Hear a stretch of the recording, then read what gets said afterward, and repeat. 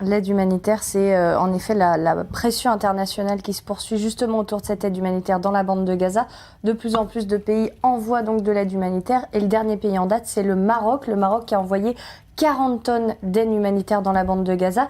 Et la différence, c'est que comparé aux autres pays, la France, les États-Unis, la Jordanie, l'Égypte, où cette aide humanitaire passait soit par l'Égypte, soit par voie aérienne, là, l'aide humanitaire du Maroc, elle est arrivée par voie aérienne directement ici en Israël. On a vu ces avions marocains de la Royal Air Maroc atterrir ici à l'aéroport international Ben Gurion et ensuite, par des camions, ils sont descendus vers le point de passage de Kerem Shalom où ensuite, ils sont entrés dans la bande de Gaza et cette aide, elle est arrivée aux mains du Croissant Rouge palestinien. C'est la première fois donc qu'un pays, et le Maroc en particulier, passe directement par Israël. Ça montre évidemment, on le sait depuis 2020 et les accords d'Abraham, la relation particulière entre Israël et le Maroc. Il y a une nouvelle fois, et là on en voit une nouvelle fois la preuve, la coopération sécuritaire et aussi militaire donc entre les deux pays. C'était la volonté d'ailleurs du roi du Maroc, Mohamed VI, qui a voulu envoyer de l'aide donc à la population gazaoui. Pourquoi maintenant? Tout simplement parce qu'on est en période évidemment du mois sacré des musulmans, le Ramadan,